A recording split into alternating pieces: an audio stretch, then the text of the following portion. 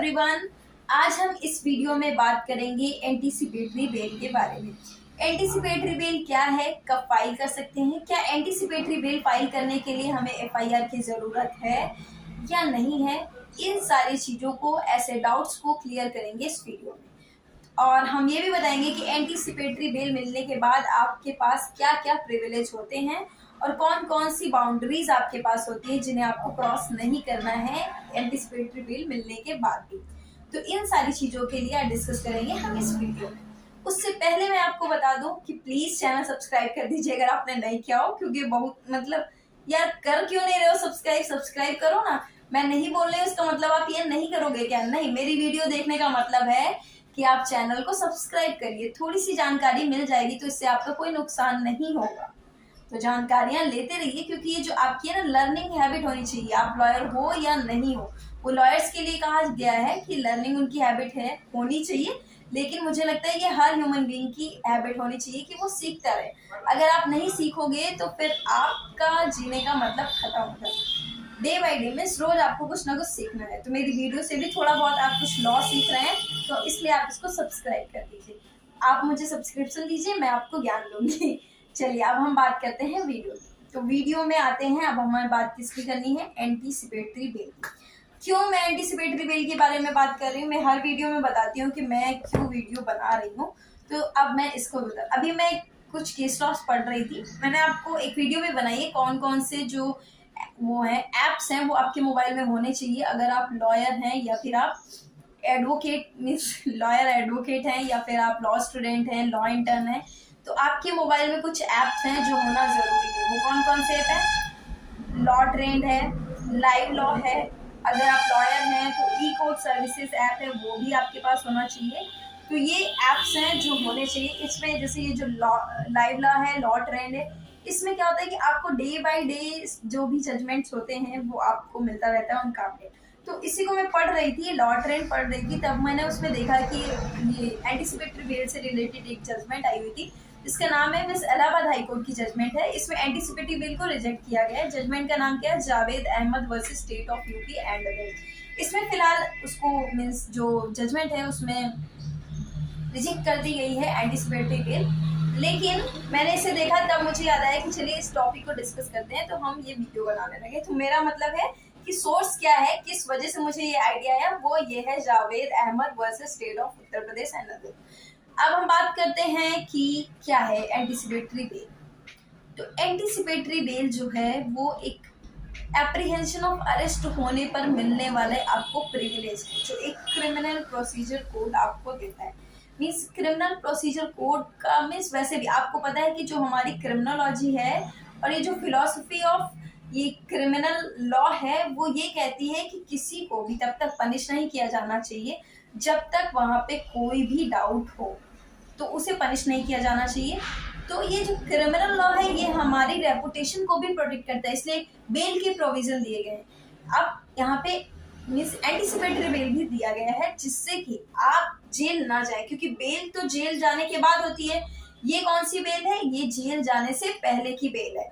कि अगर आप मीन्स हमारा जो क्रिमिनल फिलॉसफी है, क्रिमिनल लॉ की फिलॉसफी है, वो कहती है कि भाई देखो कोई पर्सन बहुत रेपुटेटेड है, उसे अगर किसी भी जुर्म में अंडर कर दिया गया, मीन्स ऐसा कोई जुर्म जो नॉन पेलेबल है, जिसमें सजा के लिए मीन्स जिसमें बेल के लिए आपको 1 महीने जेल में रहना ही होगा, कोर्ट में बेल एप्लीकेशन डालनी होगी, कोर्ट से आएगी बाहर, फिर आप अगर नहीं होता है तो हाई कोर्ट जाना पड़ेगा।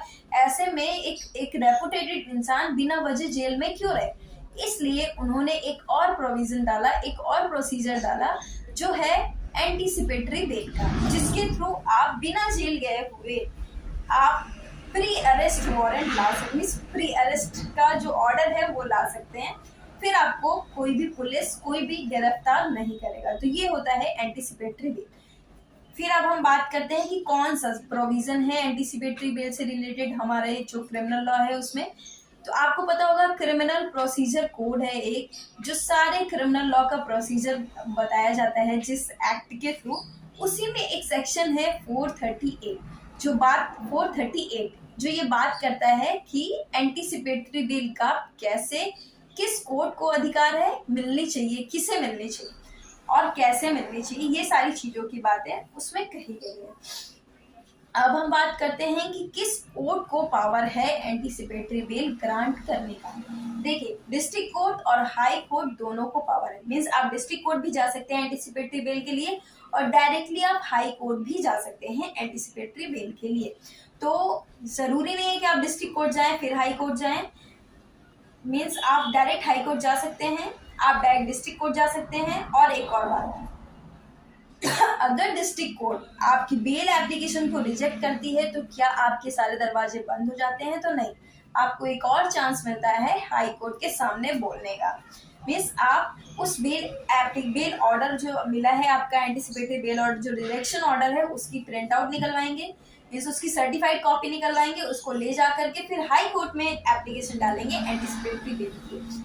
वहां से फिर आपको, अगर आपके फैक्ट सही है, सब कुछ सही है, तो आपको बेल मिल जाएगी। अब बात करते हैं क्या किसी भी मुकदमे में एंटीसिपेटरी बेल आपको मिल सकती है? तो लॉ क्या कहता है? लॉ कहता है कि नॉन बेलेबल ऑफेंस होना चाहिए, और एक्सेप्शन भी है। कुछ ऐसे एक्ट्स हैं, कुछ ऐसे ऑफेंसेस हैं जिनके लिए आपको एंटीसिपेटरी बेल नहीं मिलेगी। वो कौन कौन से ऑफेंस हैं उनको भी हम जान लें। तो सबसे पहले बात आती है 376 आपको पता है रेप के केसेस से डील करता है, लेकिन इसका जो क्लॉज 3 है वो किससे गवर्न करता है? वो रेप हो अगर किसी लड़की का जिसकी उम्र 16 वर्ष से कम। अगर ऐसे किसी के रेप करने के लिए आप चाहते हैं एंटीसिपेटरी बेल आपको मिल जाए, तो ये आपको नहीं मिलेगी। फिर 376A भी, इसमें क्या है? इसमें पनिशमेंट है अगर कोई रेप करता है किसी लड़की का जो अंडर 12 ईयर्स है, तो ऐसे केस में भी आपको एंटीसिपेटरी बेल नहीं मिलेगी। उसके बाद आता है 376DA। 376D जो है वो गैंग रेप से गवर्न करता है, बट 376DA जो है ये कहता है गैंग रेप जो लड़की है वो 16 ईयर से कम की है, अगर उसका होता है तब। ऐसे केसेस में भी आपको एंटीसिपेटरी बेल नहीं मिलेगा। फिर बात आती है 376DB की, जो बात करता है कि गैंग रेप हो अगर किसी बच्ची है जो अंडर 12 ईयर्स है उसका। तो इन सारे केसेस में आपको बेल नहीं, एंटीसिपेटरी बेल नहीं मिलेगी। बाकी सारे ऑफेंसेस के लिए आपको एंटीसिपेटरी बेल मिल सकती है। तो ये, अगर आपको लगता है कि आप इन चीजों में फंसने वाले हैं, तो प्लीज इन चीजों में आपको नहीं मिलेगा एंटीसिपेटरी बेल, क्योंकि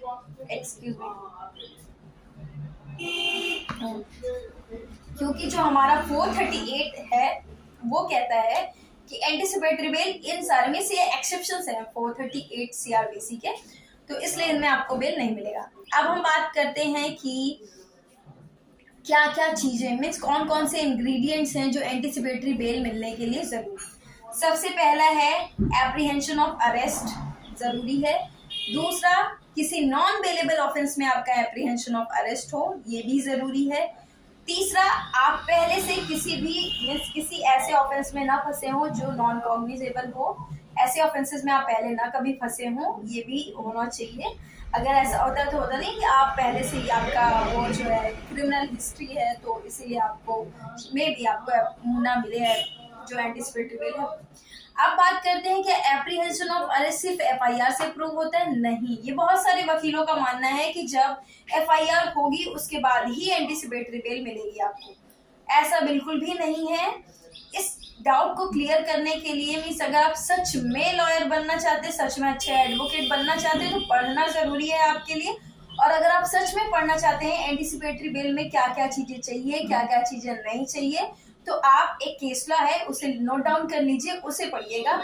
उसमें सुप्रीम कोर्ट ने क्लियरली डिफाइन किया है कि एंटीसिपेटरी बेल के लिए कौन कौन सी चीजों का होना जरूरी है। मीन्स 438 का पूरा इम्प्लीमेंटेशन उसमें हुआ है, उसको अच्छे से इंटरप्रेट किया है, कैसे क्या है, क्या मतलब है 438 का, इस सेक्शन का क्या मतलब, उसमें सब कुछ डिटेल में दिया है, तो आप पढ़ लीजिएगा। आप केस नोट डाउन करिए, Gurbaksh Singh Sibbia versus state of Punjab. इसमें सुप्रीम कोर्ट ने साफ साफ ये बात भी लिखी हुई है कि FIR is not a condition precedent to exercise the power under section 438 CRPC।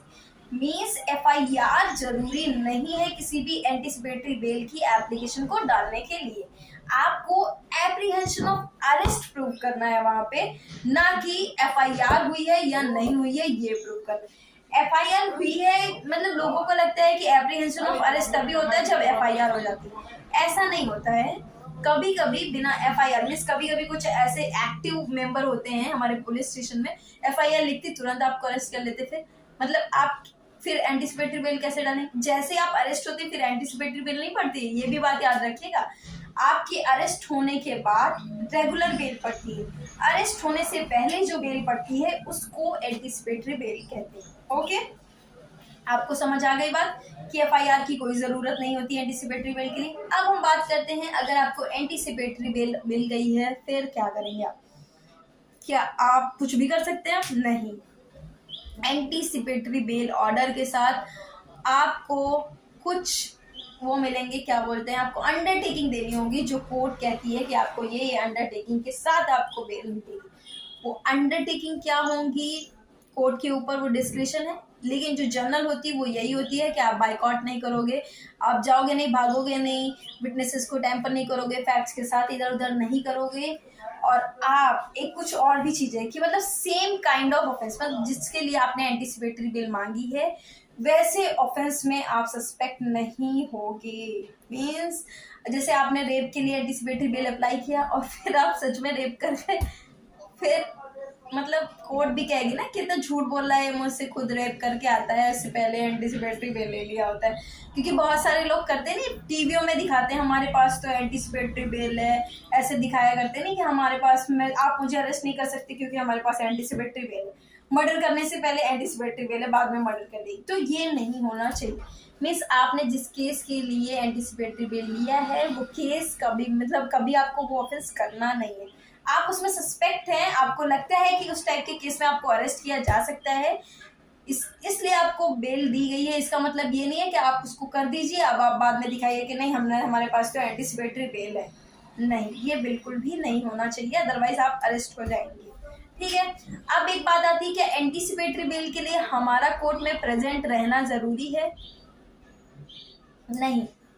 Section में लिखा हुआ है कि प्रेजेंट रहना जरूरी है कब? जब पब्लिक प्रोसिक्यूटर जो है वो कोर्ट को मीन्स कहे कि फॉर दी जस्टिस इनका प्रेजेंट होना ज़रूरी है, तभी आपको कोर्ट में रहना ज़रूरी है, अदरवाइज आपका कोर्ट में रहना की कोई ज़रूरत नहीं है। आपको आना पड़ेगा, एफिडेविट वगैरह देंगे तो उसके लिए तो कोर्ट आना ही पड़ेगा, बाकी ऐसे कोई नहीं है। फाइनल हेयरिंग के टाइम पे आप कोर्ट में आ जाइएगा तो अच्छा है, ऑर्डर मिल जाएगा, आपके फेवर में नहीं मिलना होगा तो नहीं मिलेगा। ठीक है, तो ये सारी बातें मुझे लगता है बहुत सारी चीज़ें कवर हो गई एंटीसिपेटरी बेल से रिलेटेड, बाकी और कुछ तो बचा नहीं है। एक्सेप्शंस हो गए, एफआईआर ज़रूरी नहीं है, ये बात भी आपको पता चल गई है। एंटीसिपेटरी बेल कंडीशन के साथ आपको मिलती है, ये भी पता चल गई है। एंटीसिपेटरी बेल मिलने के बाद आप सेम काइंड का ऑफेंस में कभी भी कोई मतलब मुलजिम नहीं बनेंगे, ये भी आपको पता चल गया। एंटीसिपेटरी बेल अरेस्ट होने के पहले दायर की जाती है, अरेस्ट होने के बाद नहीं दायर की जाती है, ये आपको पता चल गया। अरेस्ट होने के बाद कौन सी बेल जाती है? रेगुलर बेल, या फिर कुछ डिफ़ॉल्ट हो गया हो तो डिफ़ॉल्ट बेल, इस टाइप की बेल जाती है। ओके बाय, मुझे लगता है कि अब सब कुछ हो गया, तो okay, thank you, bye bye.